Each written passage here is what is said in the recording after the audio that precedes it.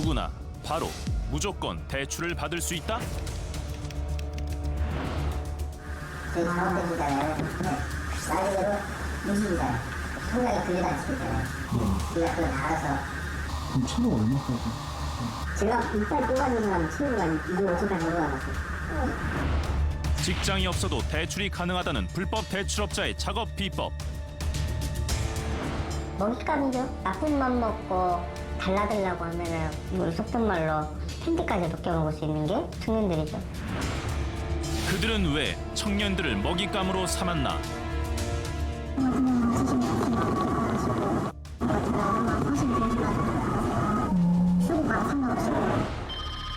불법 대출업자의 폭력과 협박에 멍드는 이들. 너 뒤지기는 싫냐 지금? 죄송해요. 한 번만 제가 4시까지 꼭 넣을게요. 지수해봐. 나 개처럼 지수. 말. 그게 지수야. 말. 빠지면 죽는 늪 같은 거죠. 죽을 수 있는 길로 그냥 가는 거라고 보면 맞는 것 같아요. 청년 실신 세대를 노리는 불법 대출. 그 실태를 고발합니다.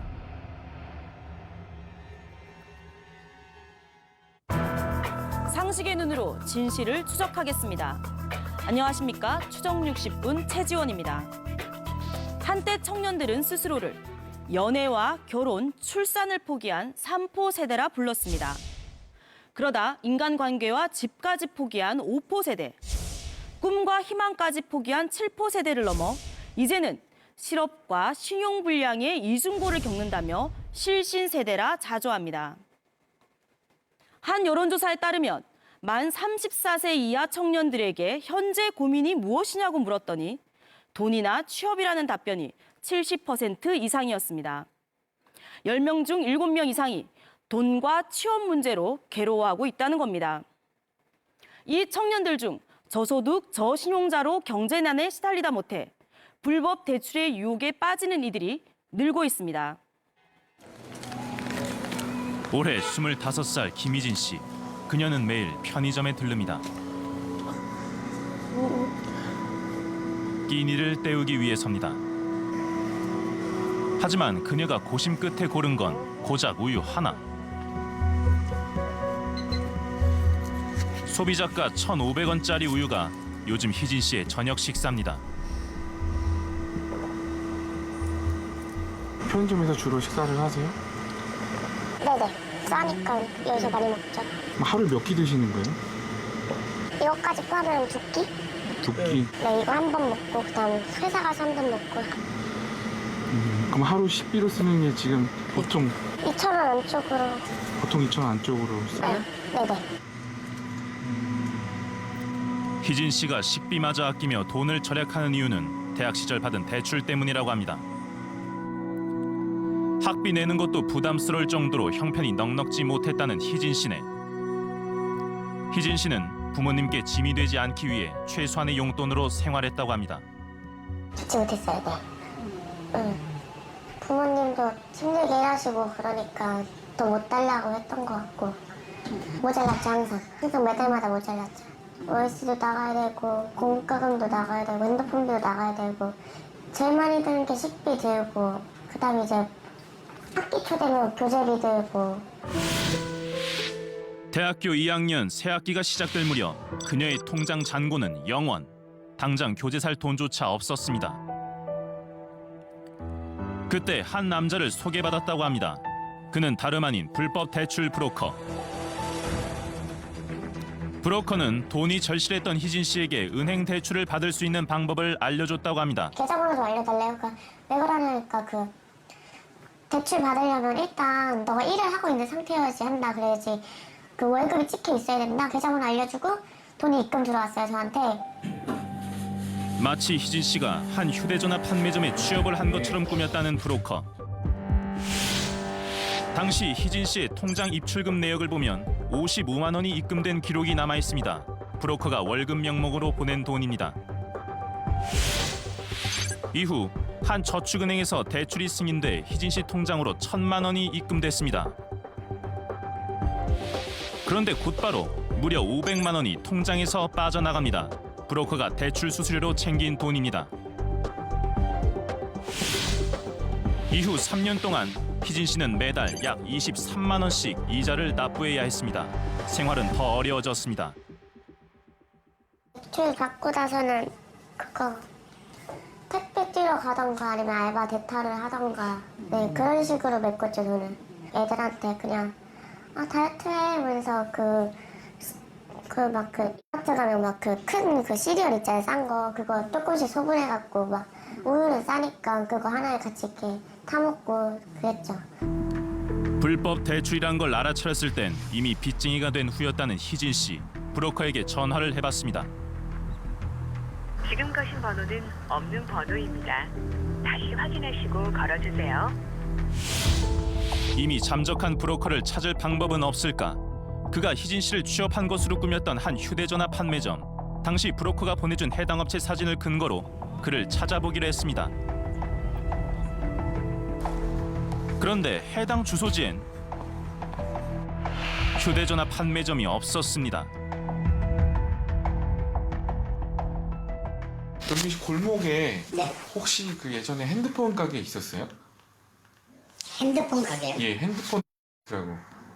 잘 모르겠는데. 혹시 근처에 휴대폰 파는 데가 원래 있었어요? 휴대폰. 저기가 휴대폰 가게였었다나? 그런 거 같은데 아주 오래전에 편의점도 했었고 예. 휴대폰 가게였었다나? 2년 전 휴대전화 판매점이 문을 닫고 그 자리에 다른 가게가 생겼다는 것. 해당 가게 주인을 만나봤습니다. 혹시 예전에 여기 있는 자리가 혹시 핸드폰 가게였어요? 네. 핸드폰 가게 하던 분은 어디로 갔는지 혹시 아세요? 어디로 갔는지까지는 모르죠. 그분 좀 저희가 찾으려고 하는데 어디서 찾아야 될지 잘 모르시죠? 글쎄요. 저도 연락처는 모르죠. 일단 한 대는 수수료만 챙기고 사라진 브로커. 대출 상환일은 고작 20일 남았습니다. 이제 곧 3월 2일이면 만기가 되는데 그것도 지나면 또 이제 제가 실용불량자 되니까 또 어떻게 해야 하나 잘 모르겠고 네, 실용불량자 되면 이제 직장도 못 구할 텐데 이러면서 계속 생각하고 있죠. 계속 맨날 네, 그 생각밖에 안 되죠. 1,000만 원을 대출받아 그동안 희진 씨가 낸 이자만 무려 800여만 원. 조금씩 원금도 갚았지만 아직도 760만 원이나 남아있는 상황입니다.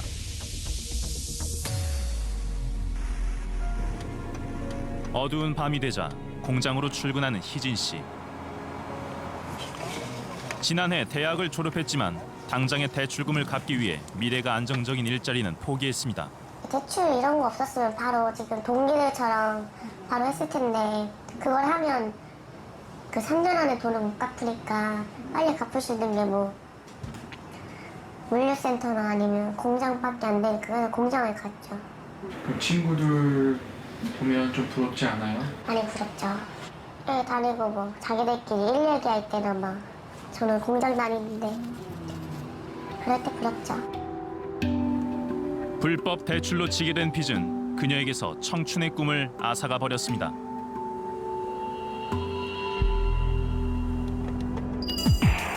희진 씨가 받은 것은 이른바 작업 대출.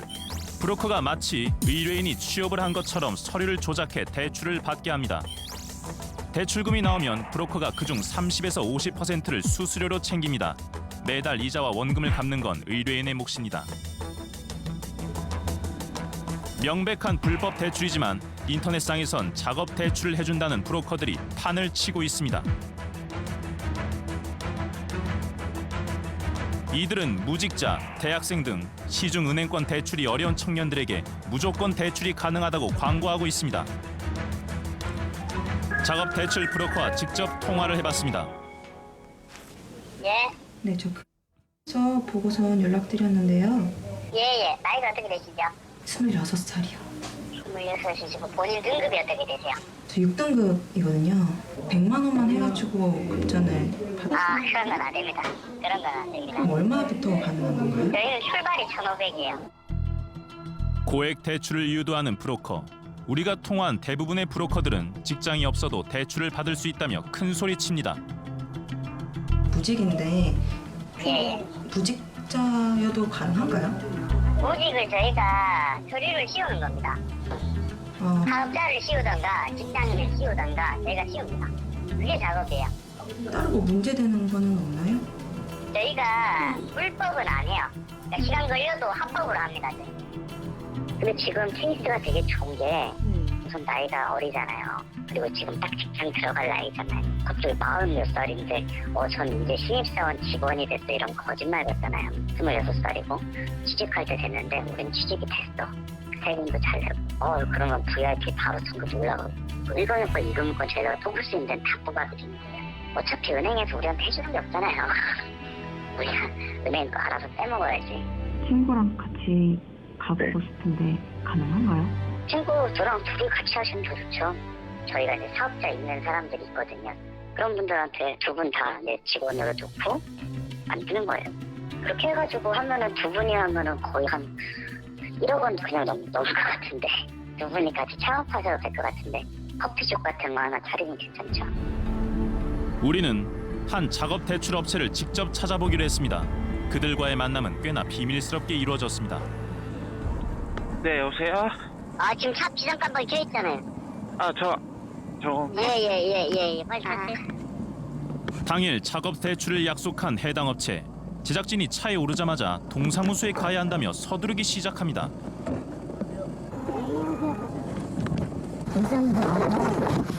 동사무소에서요? 어떤 서류요? 주민등록 등본하고 원초본하고 가족번호 넣어드렸으니까요. 네. 그 서류만 떼우시면 돼요. 네. 일사천리로 대출에 필요한 서류까지 준비하게 한 후 차량이 멈춘 곳은 뜻밖에도 사무실이 아닌 도시 외곽의 한 모텔이었습니다. 이곳에서 어떤 작업이 이루어진다는 걸까?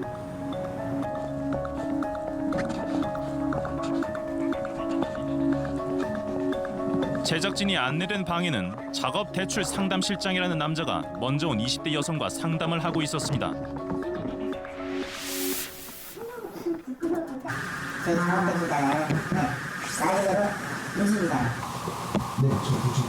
통장에 금액 안 치겠잖아요. 우리가 그걸 다 알아서 네. 수수료 얼마나?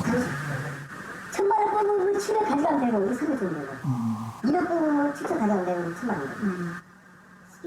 오전 9시부터 작업 대출을 진행했다는 20대 여성. 상담실장은 은행에서 전화가 올 경우 해야 할 말까지 알려줍니다. 전화 한번 받으면 되잖아요. 전화 한번 받아갖고 딴 거 안 물어보면 맞아요 못해주네. 그 따로 물어보면 사업자 얼마 됐어 1년이요. 다른 거 물어보면 운전 중이니까 막히는 거잖아요. 그 지금 거 센스 거. 안 물어봐요. 투투 때문에 노름 때문에. 마침 은행에서 전화가 걸려옵니다. 노름을 하고 싶고 받아봐. 근데요. 신용대출을 하는 거고요. 전화하신다고요? 언제 오는지는 혹시 아직 모르는 거죠?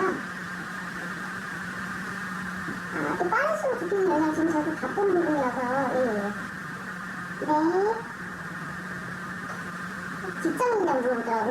사대보험 들어가 있냐, 3개월 이상 했냐, 사대보험 들어가 있냐, 그걸 물어보더라고, 갑자기. 그래서 그냥 일단은 바쁘니까 일단 중간대가 전화 들어가고 끊었어요, 일단. 그런데 우리가 지켜보는 내내 상담실장의 전화는 쉬지 않고 울립니다. 그는 작업 대출을 원하는 이들이 많다며 자랑까지 합니다. 오늘 방금 또 받아준다니까요. 우리는 전화기 보시다시피 우리는 받은 사람들은 다 전화를 보내주세요. 오늘 다 따로 싹 전화해놓거든요. 왜 또 받으러 와요? 이런 것 같은 거. 제가 CCTV 있는데 모텔 이런 거 안 할거든요. 그럼 차가 얼마까지? 강의는 힘들어요. 강의는 많이 나와봤자 1,500. 그러면 좀 큰 금액도 가능한가요? 큰 금액은 기간이 걸려요. 얼마나? 최소 3개월, 6개월 걸려요. 400원도 찍고 해야 하니까. 제가 이빨 뽑아놓은 사람은 친구가 2년 5천까지 뽑아놨어요. 대한민국에 이렇게 하는 사람은 없어요. 대출 서류를 만들어 드리겠습니다. 신용 등급을 올려 드릴게요. 인터넷상에는 돈이 절실한 대학생이나 취업 준비생들에게 이처럼 달콤한 문구로 유혹하는 각종 불법 대출업자들이 판을 칩니다. 실제 추정 60분이 한 인터넷 포털 사이트에 저신용 등급의 무직인데도 대출이 가능한지 물었더니 불과 2분 만에 도와드리겠다. 수수료 걱정 말고 연락 달라는 댓글이 달렸습니다. 이들은 대출 원금의 최대 70%가량의 수수료를 받으며 대출에 필요한 서류를 조작해 금융회사의 대출을 알선합니다. 이는 명백한 사기죄입니다. 불법 대출업자뿐만 아니라 대출을 받은 사람 역시 현행법에 따라 5년 이하의 징역 또는 1,000만 원 이하의 벌금형에 처해질 수 있기 때문에 더욱 우려되는 상황입니다. 그런데 더 큰 문제는 이 같은 불법 대출이 다양한 방식으로 진화하며 청년들을 수렁에 빠뜨린다는 점입니다. 우리는 지난해 황당한 일을 겪었다는 한 모자를 어렵게 만났습니다. 아들 김정한 씨가 고등학교를 갓 졸업한 20살 때 일어난 일이었습니다. 그때 당시 12대인가 했을 때는 저한테 쫙 얘기해 주셨어요. 그래서 너무 황당해가지고 그러면 이게 금액이 이거 얼마인데요? 그랬더니 금액이 엄청나게 얘기하시길래 왜? 했더니 안마의자랑 뭐 매트리스랑 고가의 상품을 렌탈했다. 그래서 아니 우리한테 물건 하나도 없는데 어떻게 이게 가능하냐. 아들이 무려 12대의 가전제품을 대여한 후 매월 납부해야 할 요금을 내지 않고 있었다는 것. 이 사실을 알게 된 건 가전회사에서 보내온 독촉장을 받은 이후였습니다. 대체 어찌 된 일일까? 돈 필요하니까 계속 인터넷으로 알아보고 그 대출 이렇게 치니까 내구제가 나온 거예요. 그 페이스북으로 만난 거예요? 만난 게 아니라 전 전화상으로만 가전내구제라는 게 있다고 하면서 그냥 돈 받기만 하면 된다고 자기가 다 알아서 했어요. 뭐든 렌트하는 것은 다 그 사람이 알아서 했어요. 정환 씨가 받은 건 이른바 내구제 대출. 의뢰인이 자신 명의로 제품을 대여해 브로커에게 주고 제품 가격의 50%가량을 대출금으로 받는 방식입니다. 그 후 브로커는 의뢰인에게 받은 제품을 재판매해 돈을 챙깁니다. 결과적으로 의뢰인이 매달 제품 대여료는 물론 계약 기간이 끝난 후엔 기기값까지 부담하게 됩니다. 그런데 전화를 받고 인증번호 알려주고 그 사람한테 다 이 사람이 그러면 한 거예요? 그리고 너가 실제로 받은 돈이 얼만데? 돈도 안 받았어. 바보냐. 못 받았어요? 당시 브로커와의 거래는 문자 메시지로만 이루어졌다고 합니다.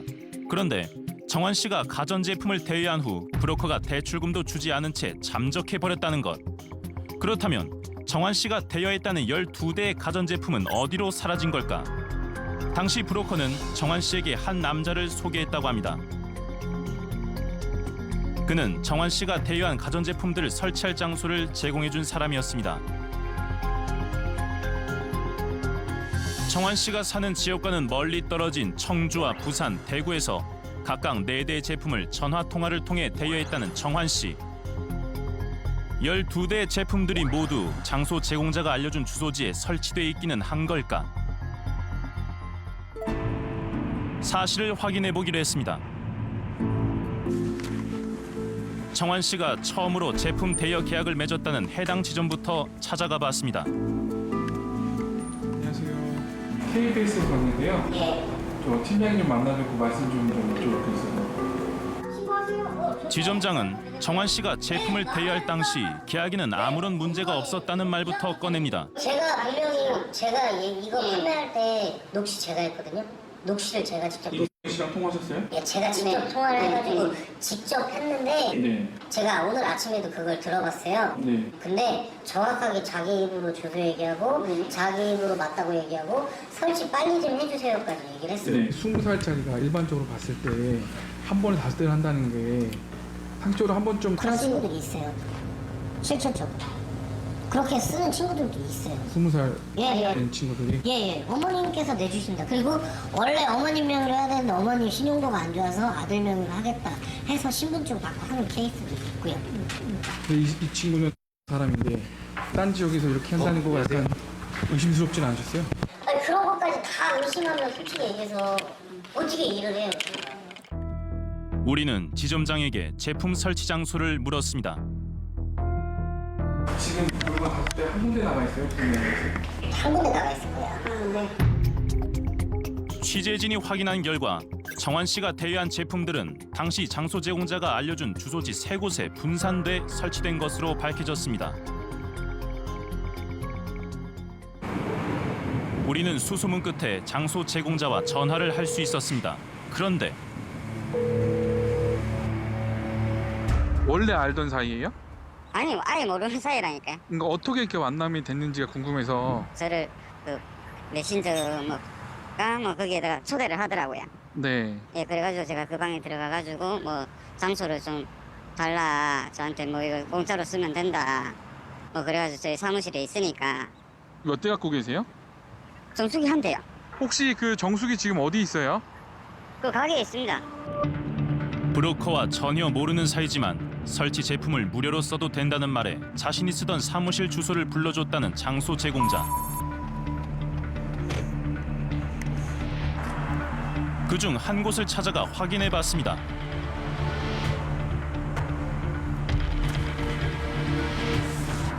계세요? 계십니까? 현재는 아무도 사용하지 않는 듯한 사무실. 그런데 정수기 한 대가 있다는 장소 제공자의 말과 달리 사무실 한켠에는 공기청정기 한 대가 놓여 있었습니다.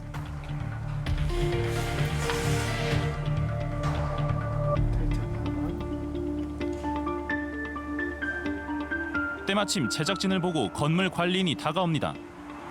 KBS 추정식품팀에서 왔는데요. 여기 혹시 정수기 여기다가 설치해놨다고 하는데. 이름이 누구라 되어 있는 거예요? 예. 맞아요? 예. 정환 씨의 이름을 정확히 알고 있는 관리인, 이유가 있었습니다. 이게 다 씨 걸로 온 거예요, 앞으로? 이곳 사무실 주소지로도 매달 제품 렌털료 독촉장이 날아왔다고 합니다. 추적하다 보니까 여기에 관리인에게 정환 씨가 대여한 가전제품을 본 적이 있는지 물어봤습니다.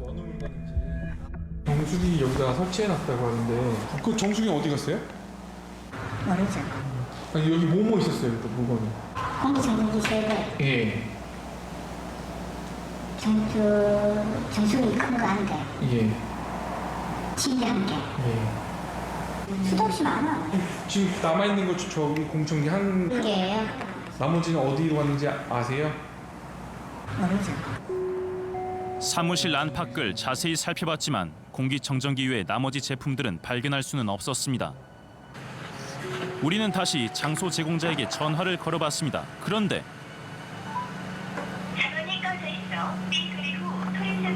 그와는 더 이상 연락이 되지 않는 상황.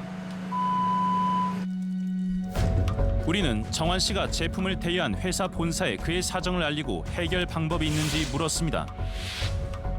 회사는 당시 정환 씨와의 계약 과정을 확인한 결과 아무런 문제가 없었다며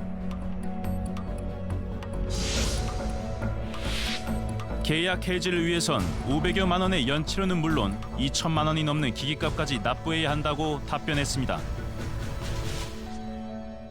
그 모든 일이 몇 달 안에 한두 달 안에 다 일어난 거죠, 이 일이. 저도 황당해요. 근데 정말 그렇다고 내 자식이니까 뭐라고 말도 죽일 수가 없잖아요. 정말 그런 심정이었어요, 진짜로. 너무 속상해, 진짜로. 그런데 내구재 대출로 고통받는 이는 이들뿐만이 아닙니다. 올해 29살 강성일 씨. 그는 지난달 초 인터넷을 통해 휴대전화 내구재 대출을 신청했다고 합니다. 성일 씨는 브로커와 직접 만나 대출을 진행했다고 합니다.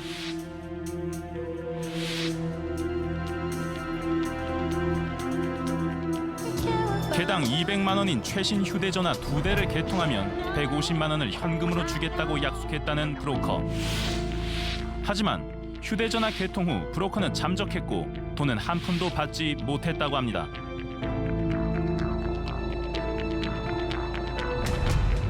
강 씨는 우리에게 한 가지 의혹을 제기했습니다. 전화해가지고 이제 손님 가는데 저번에 똑같이 해주라 가는데 오자마자 앉으라 하고 사인하고 모르는 거 있으면 그 브로커 가르치면서 저 사람한테 물어보는다고 하면서.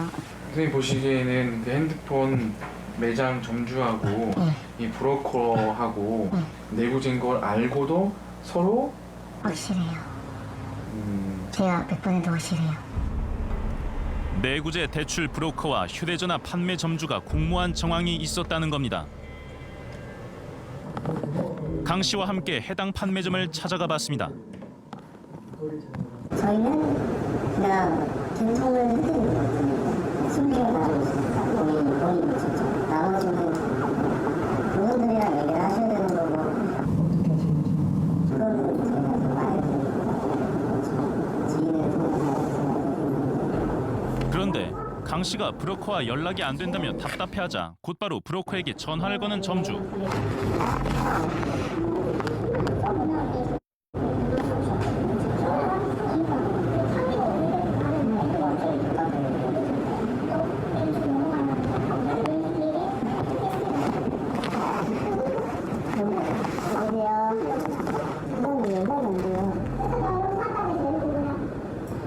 서울 올라와가지고 아침 전화했는데 연락이 안 돼가지고 올 때까지는 이것도 있잖아요.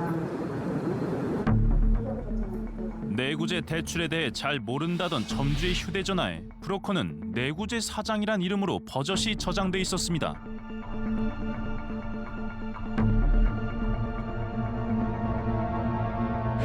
내부진인지 알고 혹시 개통해 주신 건 아니에요? 판매를 하는지 중고업자한테 판매하는 거? 그거는 저희도 잘 몰라요. 판매를 하시는지 그거를 어디다 뭐 떠주는지 그건 저희가 모르죠. 내구재인 건 모르셨어요? 그거를 내구재라고 이제 소개를 처음에는 받긴 했어요. 네. 근데 그게 어떻게 핸드폰이 판매가 되는지를 알고 계시면 판매를 아니죠. 그걸 제가 어떻게 알아요? 그분이 기계를 그분한테 드렸는데 그분이 가져가서 그분을 주시던 그분이 소유자 그분이 알아서 하시는 왜 그게 저희가 아니죠? 지금 핸드폰에도 내구재 사장이라고 저장이 되어 있고 아니 그렇게 제가 소개받아서 전화를 한 것도 이상 이름조차도 모르는데 저는 본인 주장 네, 나가서 되는 거죠? 나가주세요. 아니 내가 제일 말씀 없으니까. 알겠습니다. 네? 자신은 개통만 해줬을 뿐 내구재 대출 브로커와 공모한 사실은 없다고 주장하는 점주. 그런데 인터넷상에는 아예 휴대전화 개통과 매입까지 동시에 처리해준다며 대놓고 광고를 하는 매장도 있었습니다. 지점만 전국 3곳에 달합니다. 안전한 폰테크라며 청년들을 유혹하는 해당 업체. 직접 찾아가 보기로 했습니다. 실제 어떤 방식으로 불법 내구재 대출이 이루어지고 있는 걸까? 휴대전화 판매점처럼 보이는 작은 매장에는 먼저 온 고객에 대한 상담이 이루어지고 있었습니다. 우리도 상담을 받아보기로 했습니다. 그들이 주장하는 안전한 폰테크란 과연 무엇일까? 제 손가락 일반 대통령과 똑같은 그 새로 판사로 가다가 할부 잡히고 너무 똑같지 않고 거기서 다르다는 건 그 휴대폰 새로 상품을 못 쓰고 그냥 판매하고 기계 금액 받아가시면서 요금도 발생하고 초과 가져도 본인이 갚으시고 아니면 왜냐면 지금 쓰고 있어요. 방식은 똑같지만 다른 내구재 대출 업체와는 달리 비교적 양심적인 거래를 하고 있다는 해당 업체. 보통 어떤 걸 좀 이게 무슨 느낌이 많이 하시거든요. 얘는 딱 170만 원이거든요. 그냥 70만 원 하시고 부산품 같은 경우는 40만 원 휴고가 상관없이 저희가 뭐 많이 떼고 이런 거 없거든요. 고객님들이 많이 알아보시고 오셔가지고 딴 데 나가면 된다는데 막 이런 거 하도 많이 해가지고 그래도 이 단가 이렇게 주는 거예요. 정말 터무니없는 가격 주는 데 많거든요. 80만 원짜리 근데 40만 원 준다는 데도 있어요. 그럼 여기서 사는 건가요? 전주고 여기서 성해주고 뭐 매입도 하거든요. 기계 저희한테 판매하고 금액 받아가지고 그리고 요금 보내시면 되고. 잠깐만. 여기는 합법인 거죠? 무서우면 저희 벌써 문 닫아야 돼요. 아예 영어를 못하거든요.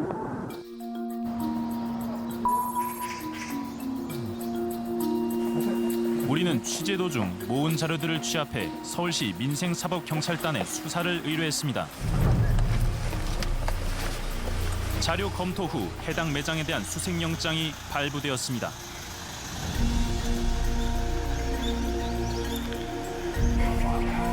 그리고 지난달 29일 민생사법경찰단은 내구재 대출을 진행했던 휴대전화 판매점에 대한 압수수색을 진행했습니다.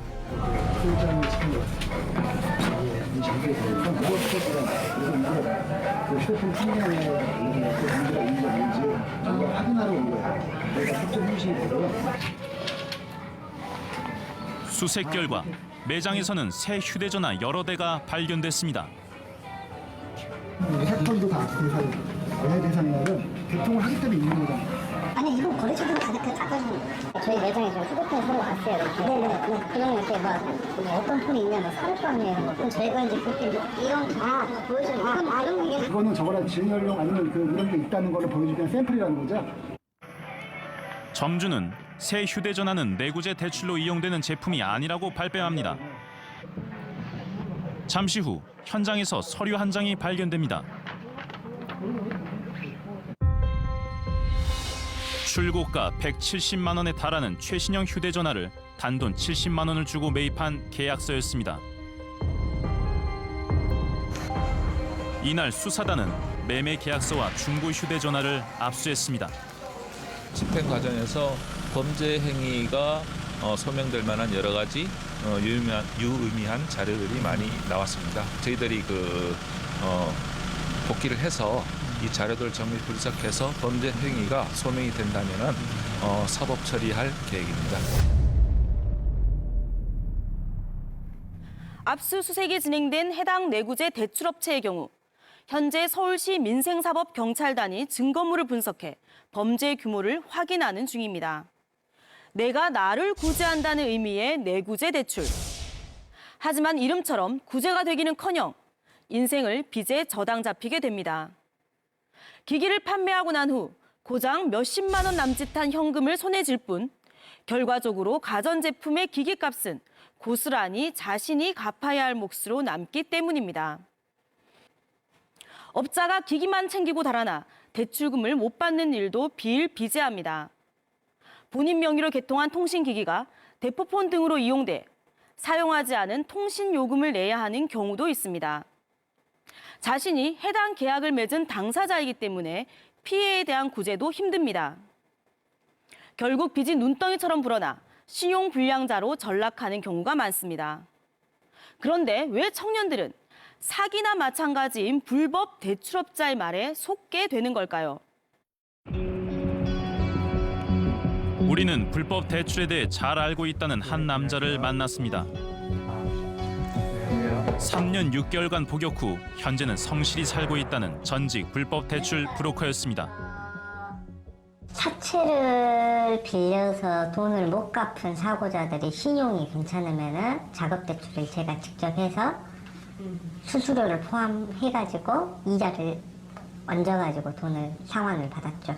어느 정도 기간이나 사채를 하셨어요? 6, 7년 정도 했어요. 완전 어릴 때부터 했으니까. 못하는데 그가 브로커로 일했던 시기에도 성행했다는 작업 대출. 대상은 대부분 청년들이었다고 합니다. 대부분 20대들. 대부분이 90% 이상 20대들. 그 다음에 30대. 40대, 50대 넘어가고 작업대출 받는 사람은 없어요. 근데 작업대출 내가지고 직업을 만들면은 저리로 대출이 되니까 은행권이나 캐피탈권을 뚫을 수가 있으니까 그 저리를 보고 오는 사람들도 있었었는데 차라리 3%, 4% 이자를 내고 말지 50%, 40%를 뜯기는데 어리석은 선택을 하는 거죠. 그는 브로커들이 더 많은 수수료를 챙길 목적으로 청년들을 작업 대상으로 삼는다고 고백했습니다. 금융 지식도 경험도 부족한 청년들은 속이기 딱 좋은 대상이라는 겁니다. 먹잇감이죠. 나쁜 맘 먹고 달라들라고 하면은 우리 속된 말로 팬티까지 벗겨먹을 수 있는 게 청년들이죠. 그 이유가 있어요? 말을 안 해주면 모르니까. 우리가 이게 이렇게 나쁘다? 너 나중에 큰일 난다? 말을 안 해주면은 그 돈만 갚으면 된다 하고 나중에 회생하면 된다. 신용 회복하면 된다. 이런 식으로. 실상 그렇지가 않은데. 그렇죠.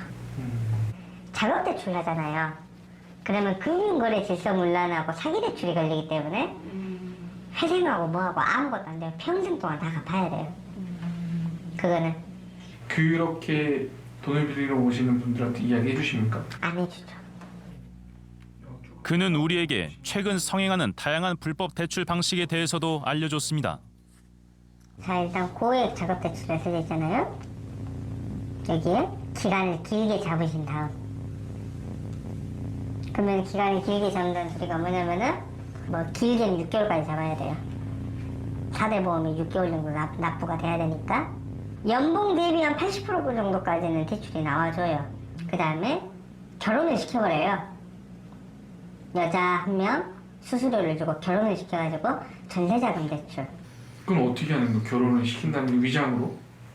혼인신고를 시켜요. 혼인신고를 시켜가지고 전세자금 대출을 받게 해요.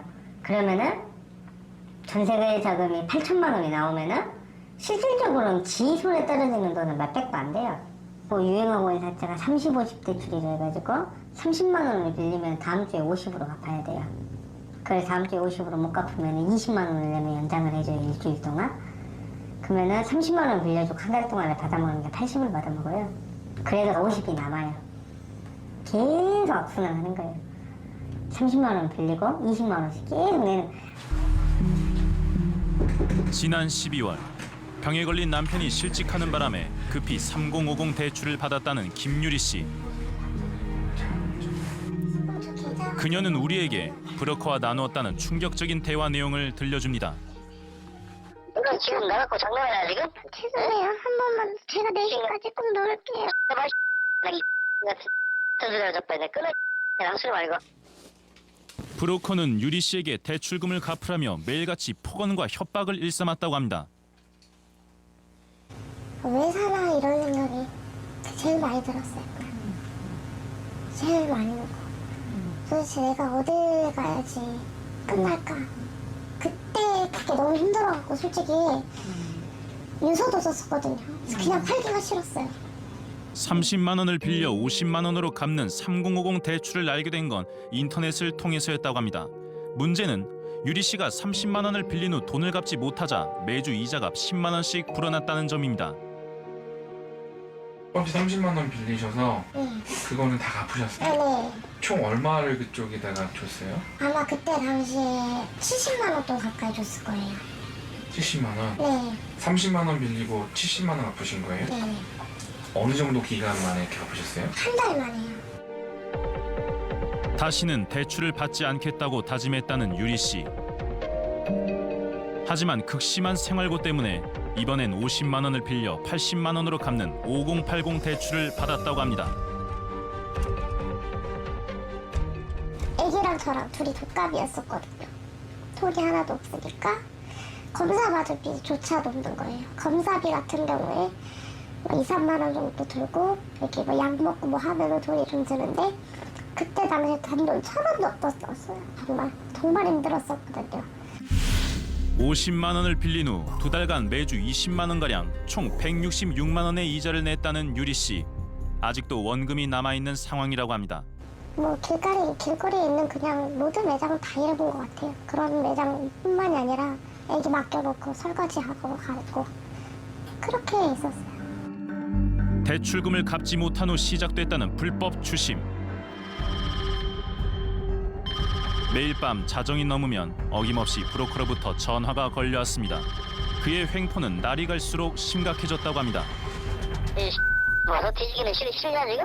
제가 4시까지 꼭 놀게요. 지져봐. 나 개처럼 지져. 개 냈으니까 개처럼 지져봐. 시간 줄 테니까. 왈. 그게 지져. 왈. 그게 지져. 왈. 너네 몇 시까지? 4시 반까지만 시간을 주세요. 마지막이야. 이라고 했다. 심하네요 진짜.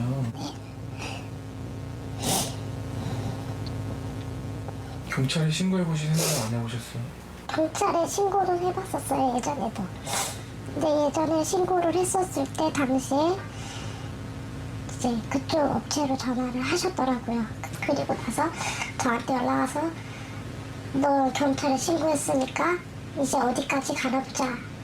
내가 이제 끝까지 간다. 브로커의 협박이 더 두려웠던 건 대출을 받는 조건으로 넘겼던 가족과 지인들의 연락처 때문이었다고 합니다. 아니나 다를까 브로커는 유리 씨 가족의 안전까지 볼모 삼아 그녀를 겁박했다고 합니다. 내가 어떻게 하는지 보라고. 너 애부터 시작해서 다 가만 안 둘 거다. 내가 데리고 가겠다. 얘기를 하더라고요. 그게 너무 무서웠던 거예요. 그러고 있다가 한 10분 뒤에 어린이집에서 연락이 왔어요. 선생님한테. 어머니 모르는 번호로 연락이 왔는데 아기를 찾길래 제가 없다고 했습니다. 무슨 일이 있나요? 하는 거예요. 그때 그냥 덜컥 겁이 난 거예요. 그래서 바로 일을 그만두고 바로 아기 먼저 데리러 간 거죠.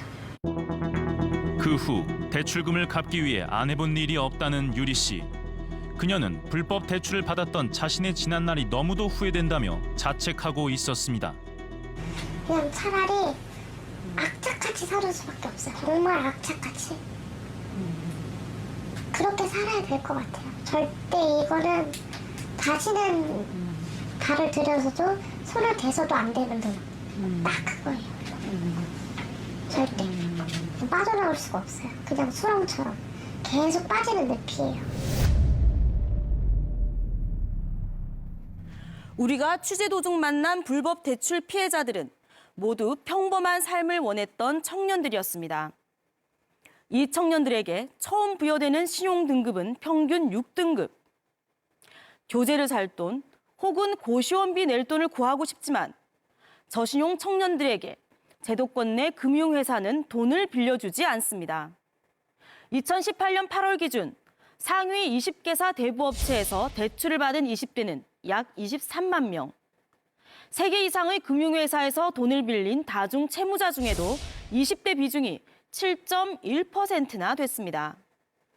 그런데 우리는 취재 도중 한 번 대출을 받은 청년들이 또다시 대출을 받게 되는 악순환을 경험하게 된다는 사실을 알게 됐습니다.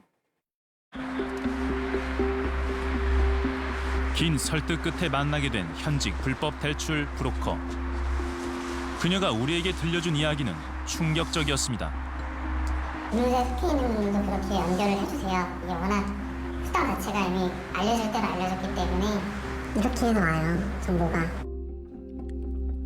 제도권 내 금융사에서 대출을 거절당한 고객의 개인정보를 금융사 직원들이 브로커에게 돈을 받고 판다는 겁니다. 이분 같은 경우에는 이렇게 정보를 주면 얼마씩 받아가시나요? 한 2만 원에서 2만 5천 원 정도의 거래가 돼요, 하나당. 이 정보를 구매한 브로커는 먼저 해당 고객에게 전화를 겁니다. 그리고 고객이 무조건 고금리 대출을 받도록 유도한다는 겁니다. 대략적인 정보 한번 여쭤보고 등급이 안 좋으셔가지고 안 되겠다. 대신에 저축은행이나 캐피탈 이런 쪽 있다. 캐피탈이 금리 낮게 나온다. 그쪽으로 그거를 뭐 받으시면 된다. 이렇게 하죠. 은행으로 갈 수 있는 분들도 제가 공무원이고 대출이 영원이어도 은행으로 절대 안내 안 해요. 어떤 핑계를 잡아서라도 얘기를 합니다. 이렇게 고객 정보를 좀 대출 실행이 나면 본인도 수당 조금 남고 소개해준 사람한테도 돈이 나가고. 금융사 직원에게 개당 2만 원 가량을 주고 고객 정보를 구매한다는 브로커. 대출이 가능한 다른 금융사에서 고객이 고금리 대출을 받게 한 다음 대출 성공 시 지급되는 수수료를 해당 금융사 직원과 브로커가 나눠 갖는다는 겁니다. 고금리 대출일수록 브로커가 받을 수 있는 수수료는 더 많아진다고 합니다. 처음 고금리를 받게 하고 몇 달에 저금리를 바꿀 수 있게 해주겠다 하고 그게 될 만한 금융사 조회를 해가지고 또 대출을 받게 하는 거예요. 그러니까 그렇게 또 수당이 또 나와요. 또 수당이 나오고 그리고 여기서 뭐 안 되는 다른 데 넘기기도 하고 그렇게 수당으로 또 받기도 하고. 금융사 직원과 대출업자들 사이에서 수없이 거래된다는 개인정보들. 한 번 대출을 받게 되면 계속해서 대출의 유혹을 받을 수밖에 없다고 합니다. 심지어 불법 대출 시 노출된 개인정보로 인해 범죄에 연루되는 경우도 허다합니다. 오늘 하다 보면 어떤 대포통장이라던가 이런 거 연루되셔가지고 피해를 입으신 사람들이 와요. 보이스피싱이라던가. 근데 이 사람들이 좀 돌려받거나 이런 건 없거든요. 불법 대출을 받으신 분들이 사실 뭐 그 부재를 받으시거나 이런 거는 쉽지는 않아요. 9년 전 보이스피싱 범죄에 얽혀 곤혹을 치렀다는 박민우 씨. 작업 대출을 받고 난 직후에 생긴 일이었다고 합니다. 자기네들이 어느 정도 사전에 작업을 해서 이제 대출 신청을 넣어야 되는데 그러려면은 그 통장의 뭐 거래 내역이라든지 뭐 이런 것도 좀 필요하고 그러니까는 우선 통장이랑 체크카드를 보내달라. 그게 보이스피싱에 이용이 돼서 범죄에 악용이 됐더라고요. 보이스피싱 과정에서 민우 씨의 통장을 통해 부당하게 현금이 입출된 사실이 밝혀졌기 때문입니다. 법원에서 무혐의 판정을 받기까지 무려 1년 6개월 동안 모든 금융거래가 중단됐습니다. 그 이후로 이제 일용직이나 이런 걸 하다 보니까요. 많은 벌이도 아니고 일이 늘 꾸준하게 발생하는 것도 아니고요. 제가 몸이 안 좋아서 돈도 없고 일을 며칠 못하는 상황이에요. 그러면은 내 생활도 점점 악화되는 거고. 그렇죠. 현재 민우 씨는 10여 년째 대출금을 갚고 있지만 여전히 600만 원의 빚이 남아있다고 합니다. 날씨가 이렇게 일단 대출을 받아서 지금만 살아나고 나면 분명히 나는 저거를 잘 갚을 수 있다라고 생각을 하고 빌리죠. 그러니까 뭐 막노동이라도 하면 되지 뭐 막상 이런 생각 하는데요. 돈 10만 원 받아와서 차비 빼고 밥값 빼고 그다음 뭐 월세도 나가죠. 뭐 생활은 해야 되니까요. 실질적으로 아주 잘 갚는 사람이 이자 정도 갚는다고 보시면 돼요. 31살 나이에 생활비 300만 원이 필요해서 받았던 불법 대출은 마흔이 된 지금까지도 그의 발목을 잡고 있습니다. 정말로 처음에는 개울물에 발만 담그고 있다가요. 그게 어느 순간에는 허리춤까지 오고 어느 순간에는 목덜미까지 오고 결국에는 물에 빠져 죽거든요. 불법 대출을 받고 나면요. 그 부분이 항상 끝이라고 보시면 돼요. 더 이상 지하가 없어요. 이게 가장 밑이에요. 2012년 설립됐다는 사회적 기업 더불어 사는 사람들. 생계가 곤란한 서민들에게 소액 대출을 해주는 곳입니다. 청년들의 경우 생각보다 적은 돈을 필요로 한다고 합니다. 1차에 30을 빌려줘요. 딱 정해놨어요. 그 30을 빌려주고 이제 상환을 잘하고 그러면 그 다음에 50을 빌려주고 그 다음에 또 잘하면은 100만 원을 빌려주고 이래요.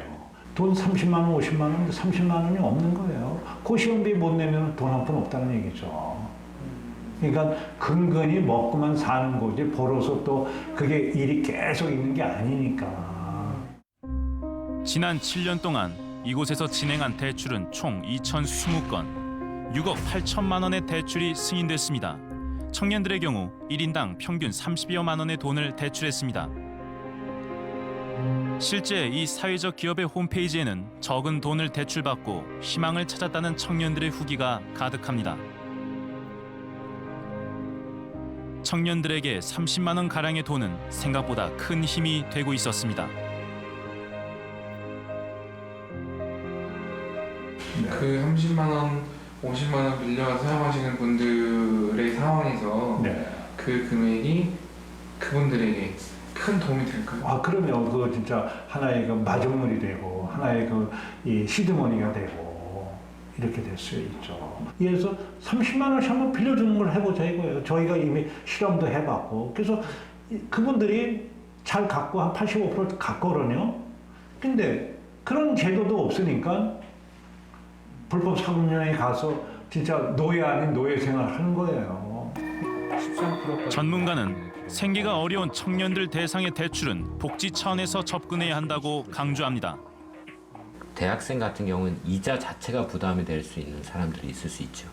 그런 사람에게 아무리 낮은 금리라도 내라는 것이 무리이기 때문에 이런 거는 금리를 요구하는 금융상품이 아니라 복지 쪽, 그러니까 원리금을 갚지 않아도 되는 조건에 따라서는 이 친구가 성공하면 갚지만 만약에 이 친구가 사회에서 실패할 경우에 그때도 계속해서 신용불량자로 만들 수는 없지 않습니까?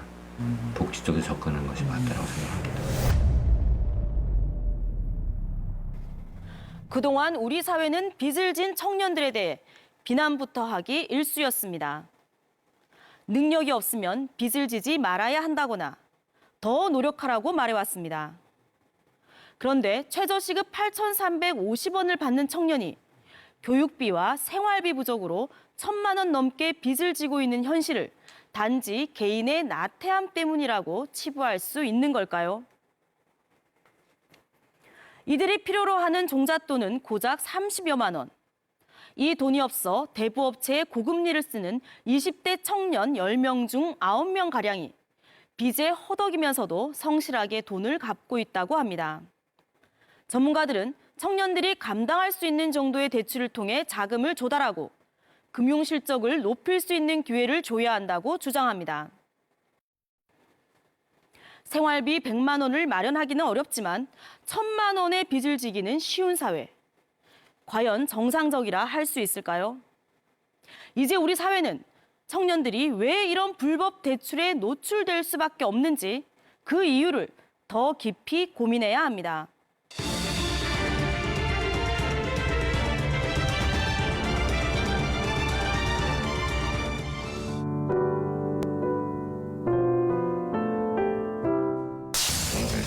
그걸 알고 나가 하면서 생계를 여러 차례 협박을 했었고 이렇게 소리를 줘. 애들이가 소금만 있고 주문 줘가지고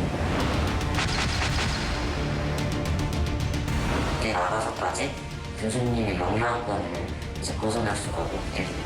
한국은 안 될 거니까 그 꿈을 포기하고 있어.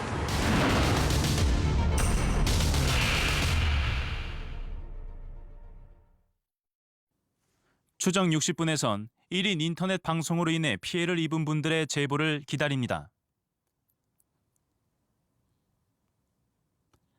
추정 60분에선 불법 난자 매매나 대리모 알선과 관련해 피해를 입으셨거나 이에 대해 잘 알고 계신 분의 제보를 받습니다.